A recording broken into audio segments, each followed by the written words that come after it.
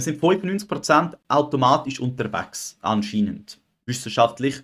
Und die 5%, wo mir bewusst da sind, das heisst, wo du jetzt bewusst mir zuhörst, wo du dich entscheidest, jetzt bin ich da und höre zu, die 5% müssen wir möglichst so führen, dass es an unser Ziel geht. Dass wir die 95%, die unbewusst sind, umprogrammieren von negativen, unbewussten Sachen zu zielführenden, unbewussten, automatisch ablaufenden Sachen. Wir müssen in diesen 5% uns umprogrammieren, dass wir nicht mehr 95% negativ unbewusst funktionieren, sondern 95% zielbewusst in unsere Richtung funktionieren. Genau. Ich glaube, so kann man das sagen.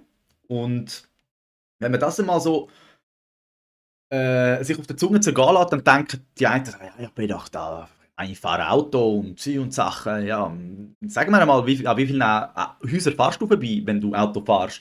Welche Schuhe ziehst du zuerst an? Musst du immer überlegen, obwohl du es weißt. Du machst es automatisch. Wo ist der 5. Gang? Wo ist der Rückwärtsgang? Wie hockst du rein? Wo ist der Gurt? Wie sieht er aus? Wie sieht das Steuerrad aus? Hat es einen Gummi dran? Ist es flauschig? Was hast du für einen Sitz? Hast du Flecken auf dem Sitz? Nein, wir sind schon irgendwie rum, aber wir wissen gleich nichts.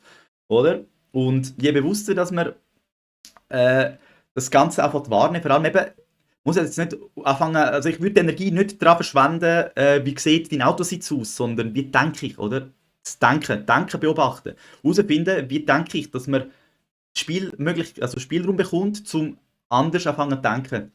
Dass man merkt, okay, meine 95% laufen plötzlich in meine Richtung. Die 95% unbewusst. Wir müssen unseren Körper umprogrammieren, dass er die 95% in die Richtung läuft, die wir wollen. Und das geht nur, indem wir uns beobachten. Und der Neville Goddard sagt immer wieder, oder es steht auch in der Bibel, du sollst nicht der Hörer des Wortes sein, sondern Täter des Wortes. Das heisst, ein Hörer des Wortes, das ist bist jetzt du auf der anderen Seite, der zulässt und nickt und denkt, wow, cool. Und wenn es da dabei bleibt, dann ist man ein Hörer des Wortes. Ein Täter des Wortes tut das, was er hört, umsetzen. Und durch die Umsetzung gibt es neue Erfahrungen. Und die neuen Erfahrungen sind das, wo irgendwann wieder automatisch abläuft.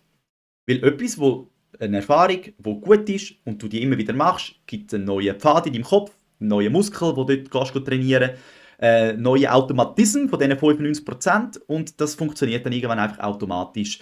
Aber bis dahin müssen wir helfen und das heisst, ja, unser Leben, wenn wir Veränderung wollen, dann müssen wir uns in den Arsch klüben.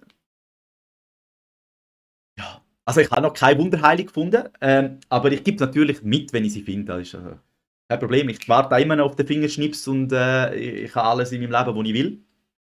Da bin ich immer noch dran, also ich bin immer noch offen für alles. Aber bis dato bin ich bei dem, dass ich merke, wir müssen Erfahrungen machen. Neue Erfahrungen bringen neue Möglichkeiten. Und alte Erfahrungen behalten uns in der alten Komfortzone und machen uns Angst, vor allem wenn wir schlechte Erfahrungen gemacht haben, um neue Erfahrungen zu machen, weil wir sind ja vielleicht schon mal ausgelacht worden.